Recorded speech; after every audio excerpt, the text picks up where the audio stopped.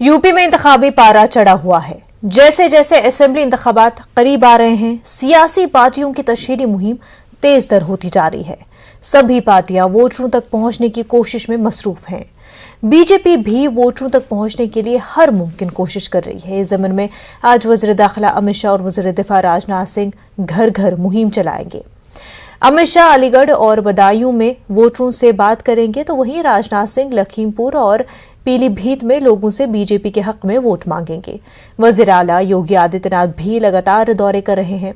CM योगी लोगों को अपनी हुकूमत की हुसूलियाबियों को शहर शहर जाकर गिनवा रहे हैं। इसके मद्देनजर आज सीएम योगी बुलंदशहर और मथुरा में लोगों से बातचीत करेंगे और बीजेपी के लिए लोगों से वोट की अपील करेंगे। समाजवादी पार्टी के सदर अखिलेश यादव शामली, बागपत और गाजियाबाद का दौरा कर रहे हैं। उधर आज आगरा में मायावती अवामी रैली से खिताब करेंगी। वैसे तो 5 रियासतों में इंतखाबात होने हैं, लेकिन सबकी निगाहें उत्तर प्रदेश पर टिकी हुई हैं। यूपी सिर्फ बीजेपी के लिए नहीं, बल्कि दीगर सियासी जमातों के लिए काफी अहम तस्वुर किया जा रहा है। यूपी इलेक्शन को आम इंतखाबात की तैयारी के तौर पर भी देखा जा रहा है। यूपी के नताइज हिंदुस्तान और इसकी सेक्युलर जमहूरियत के मुस्तकबिल के लिए इंतहाई अहम साबित हो सकते हैं।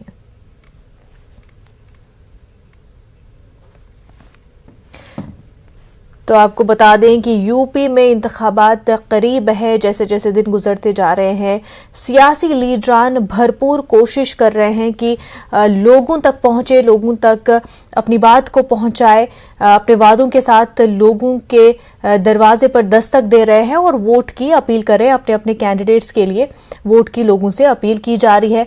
तमाम तर बड़े चेहरे, अमित शाह कहें या फिर राजनाथ सिंह, अखिलेश यादव, मायावती, योगी आदित्यनाथ, लोगों को अपनी तरफ राग़िब करने के लिए, रिझाने के लिए पूरी कोशिश कर रहे हैं। आज भी आपको बता दें, अमित शाह अलीगढ़ और बदायूं जाएंगे, वहीं राजनाथ सिंह लखीमपुर और पीलीभीत में लोगों से वोट की अपील करेंगे। वहीं योगी आदित्यनाथ बुलंदशहर जाएंगे, मथुरा जाएंगे। अखिलेश यादव की अगर हम बात करें तो शामली, बागपत, गाजियाबाद जाएंगे। वहीं मायावती, जो कि पहले समझा जा रहा था कि तशहीरी मुहिम में हिस्सा न ले, लेकिन वो आगरा जा रही हैं, वहां पे अवामी रैली से खिताब करेंगी।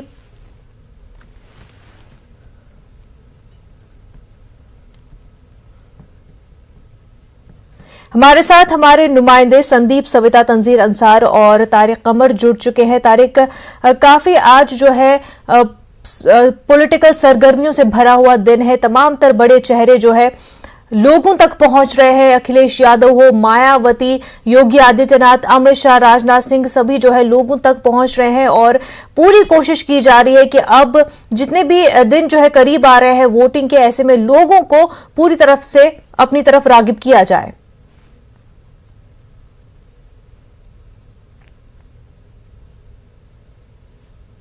जो सियासी तबसरा है मुख्तलिफ हवालों से, चाहे वो तशहीरी प्रोग्राम हो, चाहे वो बजट की पेशकश हो, या इन तमाम सियासी रहनुमाओं की आमद और रफ्त का मामला हो, कहीं आने जाने का मामला हो, या फिर अपनी स्कीमों को लोगों तक पहुंचाने की बात हो और उसके ऊपर फिर हिज़्ब इख्तिलाफ का रद्द अमल हो। तो देखिए, ये पूरा जो एक मंजरनामा है, सियासी मंजरनामा, ये इस हवाले से बहुत अहम है कि जैसे जैसे इक़दामात हो रहे हैं वैसे वैसे उसके रद्द अमल भी सामने आ रहे हैं। जितने अहम सियासी चेहरे हो सकते हैं बीजेपी के पास, सबको मैदान अमल में उतार दिया गया है। और देखिए, बुनियादी बात यह है कि सबके पास अपना एक मतमे नज़र है, अपनी एक लाइन ऑफ एक्शन है जिसकी बुनियाद पर काम कर रहे हैं। सबको ये मालूम है कि किसको किस इलाके में जाके, किस खित्ते में जाके, किन वोटरों के दरमियान कौन सी बात कहनी है। बुनियादी बात यही है कि देखिए, उत्तर प्रदेश जो है, अगर उसकी आप जोग्राफिकल कंडीशन देखें, उसको जोग्राफियाई पस मंज़र देखें, तो आपको ये एहसास होगा कि कहीं अक़लियती जो आबादी है उसका बड़ा असर है वोट बैंक की शक्ल में, कहीं दूसरी जो जातें हैं उनका बड़ा असर है। तो अब ये वेल प्लान वे में काम हो रहा है कि किस हल्के में जाके, किस खित्ते में जाके क्या गुफ्तगू करनी है, किस अंदाज से अपनी तशहीरी प्रोग्रामों को लोगों तक पहुंचाना है, किस अंदाज से उन मंसूबों और खाकों में रंग भरने हैं जो आवाम के सामने पेश किए गए हैं और अब आइंदा पेश किए जाने हैं। तो देखिए, चाहे वो बरसर इक़्तिदार बीजेपी हो या हिज़्ब इख्तिलाफ हो, दूसरी तमाम अहम सियासी जमातें हों, अखिलेश हो, मायावती हो, या योगी आदित्यनाथ हों, प्रियंका राहुल हों, या असदुद्दीन ओवैसी हों, या मैं कहूं कि आपके जिम्मेदार लीडरान हों, तो देखिए तमाम जमातों ने कहीं किसी मुहाद पर कोई गुंजाइश नहीं छोड़ी है। अपने अपने तौर पर सबने लाइन ऑफ एक्शन इख्तियार किया है, जिसके मुताबिक काम करना शुरू कर दिया है। अब आपको मालूम है कि ये 10 फरवरी से बाकायदा तौर पर पोलिंग का निज़ाम शुरू हो जाएगा, तो उससे पहले जितनी भी गुंजाइशें हो सकती हैं, जितने भी इम्कानात हो सकते हैं, सबको इस्तेमाल कर लेना चाहते हैं सियासी लोग, और उसी पेश नज़र मुख्तलिफ राहों में मुख्तलिफ मौज़ूआत के साथ अपना सफ़र शुरू कर दिया गया है। बिलखुसूस बीजेपी ने तमाम अहम चेहरों को मैदान में उतार दिया है। मुनज़्ज़ा। बिल्कुल, संदीप हमारे साथ जुड़े हुए। संदीप, ये बताएं कि इलेक्शन और रैलियों और सियासी सरगर्मियों के बीच किस तरह का मंजर देखने को मिल रहा है, लोगों में खासतौर से कैसा जोश देखने को मिल रहा है? देखना संदीप, आप तक हमारी आवाज पहुंच पा रही है?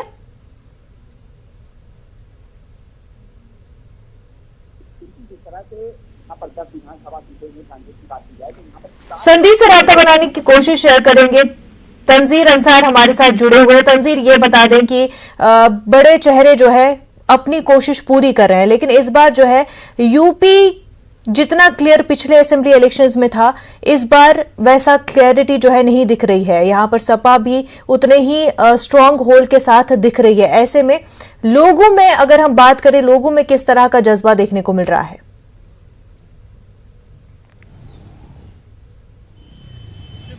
देखिए, जो 2017 के हालात थे वैसे अब नहीं है।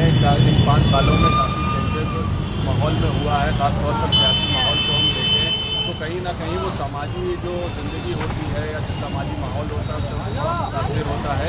इन 5 सालों में जो भी हालात बने, चाहे वो आप किसान आंदोलन को लेकर ले रहे हैं, पश्चिमी उत्तर प्रदेश की बात करूँ, मगर यूपी में जो 11 अजला हैं खासतौर पर जिन पर फर्स्ट फेज की पोलिंग होनी है, उनमें 58 सीटें हैं। पिछले 2017 के इलेक्शन में यहाँ पर बीजेपी ने क्लीन स्वीप की थी, तकरीबन 52 सीटें जीती थी। एक आरएलडी ने जीती थी, लेकिन सत्रौली की वो भी बीजेपी में शामिल हो गया था, तो इस तरह से आरएलडी 0 हो गई थी। और समाजवादी की जो सीटें थी यहाँ से आई, वो इतनी नहीं थी कि ये कहा जाए कि बहुत बड़ी ताकत के तौर पर उन्होंने अपना जो सियासी जमीन को बचाए रखा था। जी। इस बार लेकिन हालात थोड़ा सा बदले हुए लग रहे हैं, क्योंकि आरएलडी और समाजवादी एक साथ आए हैं, एक इत्तेहाद में आए हैं, और उन्होंने मुश्तरका तौर पर अपने कैंडिडेट्स यहाँ पर उतारे हैं अलग अलग सीटों पर। तो 19 जो है नशिस्तें पहले जो फेज़ में है आरएलडी के निशान पे चुनाव लड़ रहे हैं यहाँ पे कैंडिडेट, और बाकी पर समाजवादी ने अपने कैंडिडेट उतारे हैं। जिन सीटों पर समाजवादी सेकंड नंबर पे रही थी पिछले इलेक्शन में, वहाँ पर समाजवादी ने अपने मजबूत कैंडिडेट फिर से उतारे हैं। और खास तौर पर यूपी का इलेक्शन हमेशा जात बिरादरी और मजहब के नाम पर जो है लास्ट फेज में जब भी इलेक्शन का माहौल बनता है तो ये उसमें तकसीम हो जाता है। और ये तंजीर, आपकी आवाज हम तक सही से नहीं पहुंच पा रही है। कोशिश हम कर रहे हैं कि आपकी आवाज जो है बिल्कुल सही तरीके से हमसे हमारे पास पहुंचे। तब तक हमारे साथ तारिक कमर बने हुए हैं। तारिक कमर, अगर हम बात करें कि आज जो रैलियां हो रही हैं, चाहे अलीगढ़ की बात करें, बदायूं की बात करें, या फिर दीगर जगहों पर जो सियासी लीडरान रैलियां कर रहे हैं, ऐसे में ये बताएं कि इन ज्यादातर जगहों की अगर हम बात करें तो पिछले इलेक्शंस में बीजेपी का कब्जा रहा है, बीजेपी की ज्यादातर सीटें इनमें मिली है। इस बार क्या कुछ मंजर है, क्या वैसा ही सिचुएशन देखने को मिल रहा है, या फिर इस बार की सिचुएशन कुछ अलग है? देखिए, 2 मंजरनामे हैं मुनज़्ज़ा। एक तो वो जो आप देखते हैं, एक वो जो एक अंडर करंट वेव्स होती हैं। तो देखिए, उस वेव का तजिया करना तो बड़ा दुश्वार होता है, क़ब्ल अज़ वक्त कोई बात कहना मुमकिन नहीं है। लेकिन ये जो इलेक्शन है, ये गुज़िश्ता इलेक्शन की बनिस्बत खासा मुख्तलिफ है। और देखिए, मुख्तलिफ इसलिए है कि जो एक इक्वेशन है वो तब्दील हुई है। एक तो एक फैक्टर है इनकम्बेंसी फैक्टर, वो ऑलरेडी काम करता है। हर हुकूमत के खिलाफ कुछ ना कुछ लोग हो जाते हैं, जो कि देखने को मिल रहा है, लोगों के नज़रियात सामने आ रहे हैं। दूसरी बात यह है कि जिस अंदाज की हिकमत अमली आपके हिज़्ब इख्तिलाफ ने मुनज़्ज़म की है, वजह की है, उससे भी हम ये देखते हैं कि एक बेहतर सिमत की तरफ, बेहतर रास्ते की तरफ बढ़ रहे हैं अखिलेश यादव और जयंत चौधरी और उनका पूरा इत्तेहाद। तो देखिए, ये जो आज की रैलीज का मामला है, तो ये तमाम वो इलाके हैं जहां पर बीजेपी का गुज़िश्ता इलेक्शन में होल्ड रहा है। लेकिन इन इलाकों को हम ये नहीं कह सकते कि इस मरतबा भी बीजेपी कब्जा कर पाएगी, क्योंकि जो सिचुएशन बज़ाहिर है वो बहुत ज़्यादा कंफ्यूजिंग भी है और बहुत ज़्यादा तब्दील भी नज़र आ रही है। क्योंकि देखिए मुस्लिम बेल्ट है पूरा, आप देख ले, चाहे बदायूं, इस्लाम नगर, उसके आसपास के इलाके, संभल, मुरादाबाद, बरेली, रामपुर और अलीगढ़ की तरफ बढ़ जाइए, वहां पर देखें तो एक कसीर तादाद में अक़लियती वोट बैंक यहाँ पर है। आप मेरठ, बागपत और दूसरे इलाके में बढ़ जाइए तो आपको मालूम होगा कि जयंत चौधरी का अच्छा खासा होल्ड वहां पर है। तो अब ये नहीं कह सकते हैं कि जयंत की और अखिलेश की जो कारगुजारियां हैं, जो एक मुश्तरका एक मुहिमें चल रही है, मुश्तरका प्लेटफॉर्म से जो अनाउंस किए जा रहे हैं, वो कहीं ना कहीं असरअंदाज नहीं होंगे, उनका असर जरूर पड़ेगा। तो बीजेपी के लिए भी कहीं ना कहीं इस मरतबा दुश्वारियों का सामना है।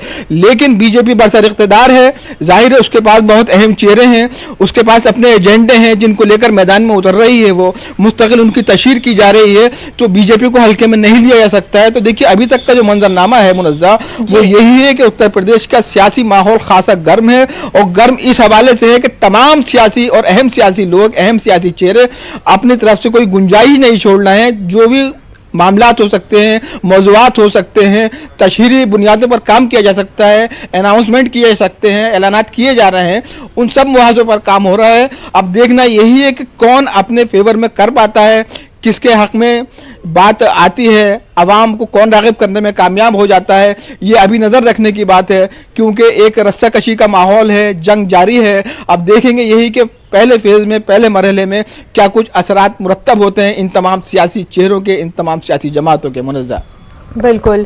तंजीर ये बता दें कि मेरठ पर भी काफी फोकस्ड है। माफ कीजिएगा, संदीप हमारे साथ इस वक्त जुड़े हुए, तंजीर से हम राब्ता बनाने की पूरी कोशिश कर रहे हैं। संदीप ये बता दें कि कानपुर की अगर हम बात कर रहे हैं तो कानपुर में किस तरह का माहौल देखने को मिल रहा है, खास तौर से अगर हम बात करें कि बीजेपी का क्या इस बार वैसा ही होल्ड देखने को मिल रहा है जो पिछली बार देखने को मिल रहा था?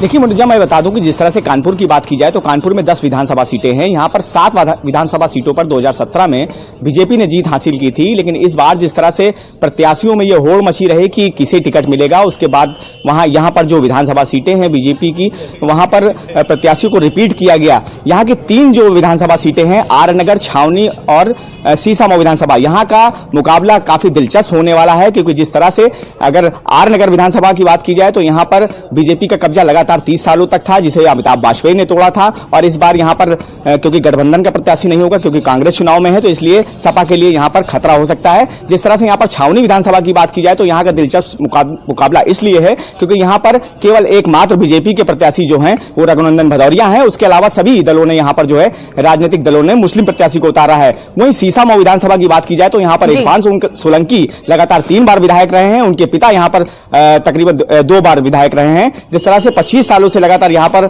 उनके परिवार में विधायकी रही है। यहाँ पर इस बार जिस तरह से समाजवादी पार्टी से सुहेल अहमद ने चेंज किया और वो कांग्रेस में शामिल हुए और इस समय वो मैदान में है, तो कहीं ना कहीं यहाँ भी दिलचस्प मुकाबला हो सकता है। जी मुनज़्ज़ा।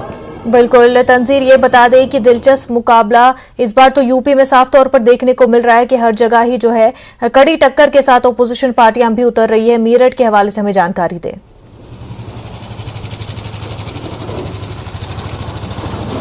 देखिए मेरठ में 7 असेंबली सीटें हैं, जिनमें से पिछली बार बीजेपी ने 6 असेंबली सीट पर अपना कब्जा जमाया था। लेकिन बड़ा दिलचस्प मुकाबला शहर सीट पे रहा, क्योंकि वहां पर लक्ष्मीकांत वाजपेयी जो हैं बड़े सीनियर लीडर बीजेपी के, और साबिक जो है सूबाई सदर भी बीजेपी के रहे हैं यूपी में। उनको लगातार 4 बार वो जीते और उनको टिकट दिया पार्टी ने। लेकिन पिछली बार जबकि एक लहर समझी जा रही थी और तकरीबन सीटें एक तरह से क्लीन स्वीप कर दिया बीजेपी ने 6 सीटों पर फतेह हासिल करके, लेकिन शहर की सीट वो हार गए थे और रफीक अंसारी जो समाजवादी पार्टी के हैं वो जीत गए थे। इसका कहा जा रहा था कि शहर में उनके खिलाफ काफी एंटी इनकम्बेंसी थी। बहुत से लोग जो वोटर बीजेपी का एक बड़ा वोटर तबका होता है वो वोट करने के लिए बाहर नहीं निकला, कुछ नाराजगी थी जिसकी वजह से वो सीट लूज कर गई बीजेपी। इस बार उन्हीं के एक शागिर्द हैं कमल दत्त शर्मा, और काफी एक्टिव रहे हैं इन 5 सालों में, चाहे वो लव जिहाद का मामला हो या और दूसरे इस तरह के जो भी मामले मुस्लिम और हिंदू से रिलेटेड रहे हैं उसमें वो काफी एक्टिव रहते थे। कई जगह पे जो उनके मुतनाज़ा बयानात भी सामने रहे हैं। उनका पार्टी में ही हालांकि जब टिकट हुआ तो एक विरोध हुआ, क्योंकि पंडित को यहाँ से पहले लक्ष्मीकांत वाजपेयी एक ब्राह्मण है, उनको टिकट दिया गया था और इसके बाद जो है कमल दत्त शर्मा वो भी ब्राह्मण है, उनको टिकट दिया गया। लेकिन सुनील भराला जो कि राज्य मंत्री भी यहाँ से रहे हैं, उन्होंने दावेदारी पेश की थी टिकट की शहर सीट पर, लेकिन उनका टिकट काटकर कमल दत्त शर्मा को दे दिया गया। तो अंदरूनी एक खींचातान भी मची थी इस शहर सीट को लेकर बीजेपी के लिए, लेकिन फिर बाद में ये कहा गया कि वो सारे मामले आपसी जो है रजामंदी से संभाल लिए गए हैं और अब कोई विरोध नहीं है। लेकिन अभी इस सीट पे मुकाबला बहुत जो है मजबूत तरीके से जो चैलेंज है वो डिफेंडिंग चैंपियन जिनको हम कहेंगे कि रफीक अंसारी जो कि अपनी सीट को डिफेंड करेंगे, तो वो इस वक्त बहुत मुकाबला दे रहे हैं कमल दत्त शर्मा को। और कमल दत्त शर्मा एक नए चेहरे हैं, तो उनसे बीजेपी ने एक उम्मीद लगाई हुई है कि शहर सीट वो निकाल लेंगे। एक बड़ा दिलचस्प वाकया यहाँ का मेरठ का ये भी रहा है, 2 सीटों को लेकर, शहर और हस्तिनापुर। कहा जाता है ये तरह से लोगों ने इस चीज को मान लिया है, टोटका भी इसे समझा जाता है कि शहर सीट से जो भी पार्टी का यहाँ पे उम्मीदवार जीतता है वो जाके सरकार उसकी नहीं बनती, और हस्तिनापुर से जो पार्टी का उम्मीदवार जीत जाता है उस पार्टी की सरकार बन जाती है। पिछली बार हस्तिनापुर से बीजेपी ने दिनेश खटीक जो वहां उम्मीदवार थे उन्होंने जीत हासिल की थी और उनको फिर राज्य मंत्री भी बनाया गया, और इस बार भी उनको टिकट बीजेपी ने दिया, उन पर भरोसा जताया है। लेकिन इन दोनों ही सीट पे इस वक्त बहुत सख्त मुकाबला है, क्योंकि वो एससी सीट है, रिजर्व सीट है हस्तिनापुर, और वहां से जो 3 कैंडिडेट बड़ी पार्टियों के खड़े हैं वो समाजवादी है, गठबंधन में जो उम्मीदवार हैं योगेश वर्मा और दिनेश खटीक जो बीजेपी के उम्मीदवार हैं, मौजूदा एमएलए हैं और राज्य मंत्री हैं। और इसके अलावा जो है आजाद समाज पार्टी जो कि पहली बार इस इलेक्शन में मैदान में उतरी है, उसके एक कैंडिडेट है हिमांशु सिद्धार्थ, क्योंकि उनके जो खानदान है वो सियासी खानदान है, उनकी मदर जो है वो प्रमुख रही हैं, और इसके बाद उन्होंने सियासी मैदान में कदम रखा एक नई पार्टी के साथ, परचम के साथ। तो वो दलित कैंडिडेट, क्योंकि रिजर्व सीट है, सभी पार्टियों ने यहाँ पे उतारे हैं। तो अब ये समझा जा रहा है कि जो 60,000 से 70,000 दलित वोट बैंक है हस्तिनापुर सीट पे, वो कहीं ना कहीं उसमें बिखराव की जो है वो हालत बन सकती है, और इसका फायदा कहीं ना कहीं जो है वो जो दूसरे समाज के पिछड़ों के जो वोट बैंक लेकर जाएगा वो पार्टी जीत सकती है। योगेश वर्मा साबिक एमएलए रहे हैं और बहुत मजबूती से पिछला इलेक्शन भी वो लड़े थे, हालांकि उनको बीएसपी से वो बाहर हो गए थे और उनको पीस पार्टी उन्होंने ज्वाइन की थी और पीस पार्टी ने उनको टिकट दिया था और वो अच्छे खासे वोट काट कर ले गए थे, 60-70 हजार तकरीबन उनको वोट मिले थे, 60 से 70 हजार। और इस बार मुकाबला उनसे ही समझा जा रहा है बीजेपी का, लेकिन आजाद समाज पार्टी है या बीएसपी है, बीएसपी का हालांकि उस तरह से इस बार माहौल नहीं बना है, लेकिन जब दलित वोट बैंक की हम बात करते हैं तो बीएसपी का हमेशा से एक बेस वोट बैंक रहा है जो कि सिर्फ हाथी निशान पे जाकर बटन दबाता है। तो ये समझा जा रहा है कि हस्तिनापुर सीट पे और शहर दोनों ही जो ऐसी सीटें जिनपे एक टोटका काम करता है, कहा जाता है कि वो एक मान्यता है, उन दोनों पर ही मुकाबला बहुत सख्त है। और दूसरी और सीटों पे हम सिवाल खास की बात करें तो वहां पर मुस्लिम वोट बैंक बहुत बड़ा है और वहां पर राजपूत हैं, रांगण हैं और इसके अलावा जो है खान हैं और इसके अलावा जो जाट है वो अब जो पिछली बार 2017 में जाट वोट बैंक जो है बीजेपी के साथ तकरीबन 90% से ज्यादा जुड़ गया था और आरएलडी जो है साफ हो गई थी बिल्कुल पश्चिमी उत्तर प्रदेश से। तो इस बार वैसा माहौल नहीं दिख रहा है, क्योंकि सिवाल खास में जो मनिंदर पाल जो कि नया एक चेहरा लेकर आए हैं, जितेंद्र सितवई वहां से बीजेपी के एमएलए थे, लेकिन उन्होंने कहा जाता है कि उनकी बहुत मुखालफत वहां पे की गई और इसकी वजह से पार्टी ने उनको टिकट नहीं दिया और इस बार मनिंदर पाल को टिकट दिया है। और मनिंदर पाल की भी मुखालफत कई इलाकों में, एक शुर गांव है वहां पे वो गए और वहां पे बाकायदा उनकी जो है उन्होंने कैंपेनिंग शुरू की थी, कन्विंसिंग के लिए वो गए, तो वहां पर उनकी गाड़ियों पर काफिले पर पथराव तक हुआ और आरएलडी के झंडे वहां लहराए गए और बीजेपी के कैंडिडेट को वहां से भागना पड़ा गाड़ियों का काफिला लेकर। तो इस तरह से कई जगह ऐसा माहौल ये नहीं कहा जा सकता कि यहाँ से कोई कैंडिडेट बिल्कुल क्लीन स्वीप कर रहा है। बिल्कुल तंजीर, जाट वोट के हवाले से हालांकि मनाने की बीजेपी पूरी कोशिश कर रही है, लेकिन क्योंकि किसानों के साथ जिस तरह से 1 साल से लंबे अरसे तक चला किसान आंदोलन, उस हवाले से जाट काफी नाराज है।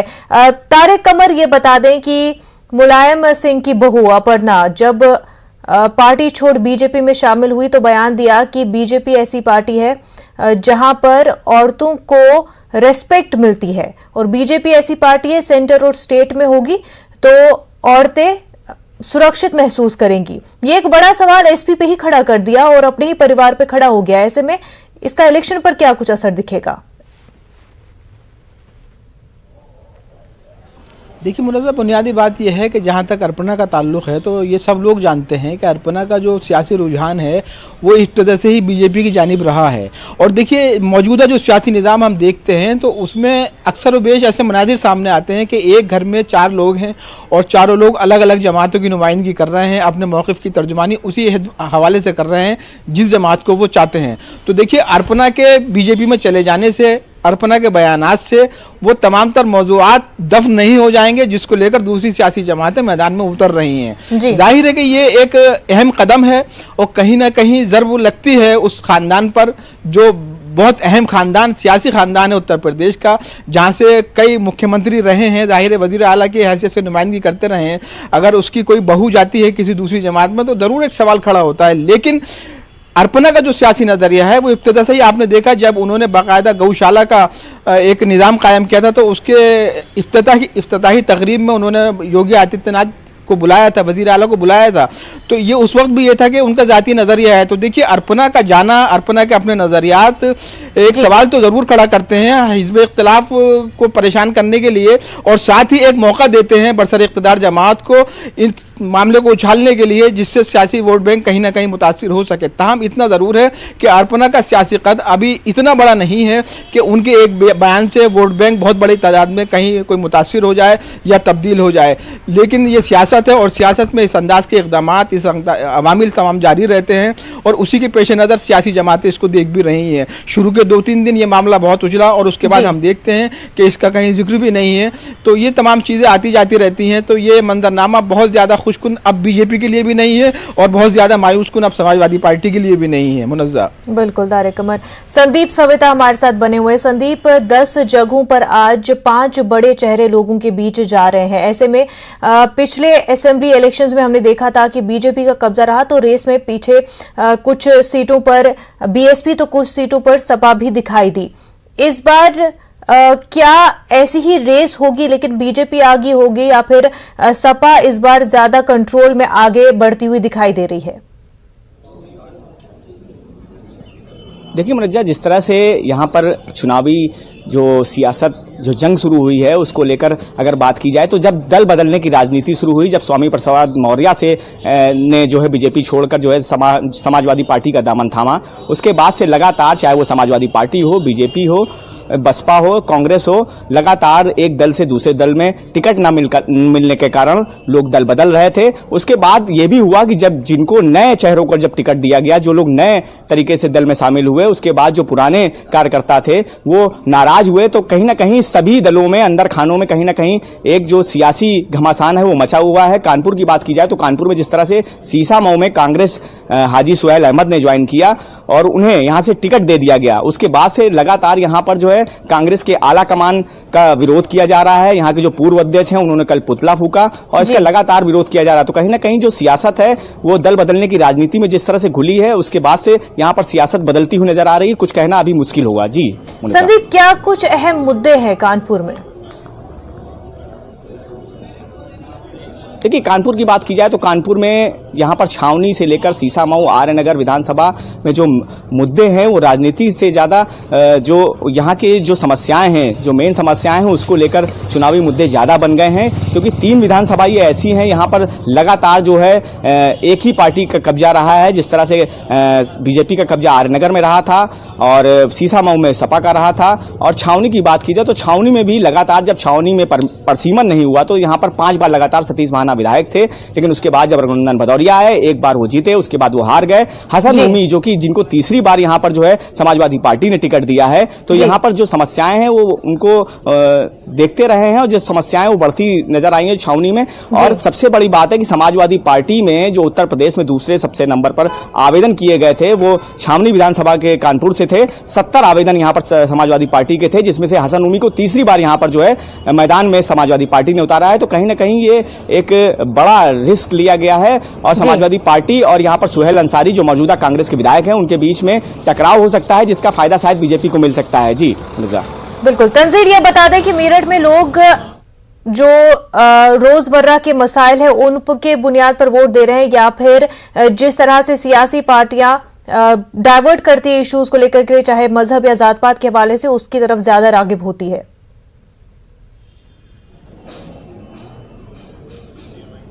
बिल्कुल, देखिए मुद्दे जो हैं बुनियादी सतह पे जो मुद्दे हैं वो हमेशा रहते हैं, चाहे वो सड़क हो, लाइट हो, पानी हो, रोजगार हो, और वही मुद्दे इस बार भी हैं। खासतौर पे पेंडेमिक के वक्त से जो रोजगार लोगों का गया है और उसके बाद जिस तरह से राशन तकसीम का काम जो है बीजेपी ने शुरू किया, बीजेपी हुकूमत ने, तो बहुत से लोगों को उससे उस राशन पहुंचा है और फ्री राशन तकसीम किया गया। लेकिन इसको दूसरी सियासी जमातें, जो मुखालिफ सियासी जमातें हैं, वो सियासी स्टंट भी बता रही हैं कि मतलब सिर्फ इलेक्शन तक ही राशन मुफ्त दिया जाएगा। लेकिन इस दौरान ही बहुत से लोग ऐसे भी हैं जो हुकूमत के इस कदम को बहुत अच्छा मान रहे हैं और इस बेस पे भी वो वोट करेंगे बीजेपी को। लेकिन बेरोजगारी एक बड़ा मुद्दा है। खासतौर पर अगर हम यहाँ पर मकामी मुद्दों की बात करें तो सबसे बड़ी चीज ये है कि मेरठ जो है वो मैन्युफैक्चरिंग का हब बन सकता है, लेकिन आज तक उन चीजों पे ध्यान उतना नहीं दिया गया जितना दिया जाना चाहिए। खासतौर पर कहा गया था कि कैंची का क्लस्टर यहाँ पे लगेगा, लेकिन कैंची क्लस्टर यहाँ पर अभी तक नहीं लग पाया। उसके लिए जमीन जो है वो अलॉट नहीं हो पाई। जो कैंची से जुड़े हुए कारोबारी नहीं थे, उन्होंने वो जमीन की खरीद बेच करते थे, वो वहां से जुड़ गए और उन्होंने बहुत बड़े पैमाने पर उन इलाकों में जमीनें खरीदी जहां पर उनका कोई लेना देना कैंची के काम से नहीं था। दूसरी तरफ एक स्पोर्ट्स का बहुत बड़ा यहाँ पे कारोबार है। स्पोर्ट्स गुड्स जो है वो एक्सपोर्ट होता है, वो एक बड़ा कारोबार है, लेकिन उसको भी देखा जाए तो उसकी मंडी भी जो है दूर है। जो बिल्कुल तंजीर, तो कई मुद्दे हैं लोगों के, कई ऐसे मसाइल हैं लोगों के जिनको एड्रेस किया जा सकता है और जिनको लेकर के लोग वोट दे सकते हैं। आने वाले चुनाव में साफ हो जाएगा कि किन मुद्दों पर लोगों ने वोट दिया और किस पार्टी पर भरोसा किया है। संदीप, सविता, तंजीर अंसार, तारिक कमर, आप तीनों का बेहद शुक्रिया हमारे साथ बात करने के लिए। कोरोना वबा के दौरान बाहमी इमदाद और इन्हिसार का जज्बा मुस्तहकम हुआ है। मुल्क इस वबा से मुतहिद होकर मुकाबला कर रहा है। टीकाकारी के ऐलान के बाद हम बेहतर ताउन करें जिससे अब कोरोना को मात देने की जानिब कदम बढ़ा सके। नेटवर्क 18 इस मुहिम में हर कदम पर आपके साथ रहेगा। जब तक सभी महफूज नहीं होते तब तक कोई भी महफूज नहीं होगा। इसी सोच की बुनियाद पर हमारी मुहिम संजीवनी का मकसद ये यकीनी बनाना है कि वैक्सीन पाना सभी हिंदुस्तानियों का हक है।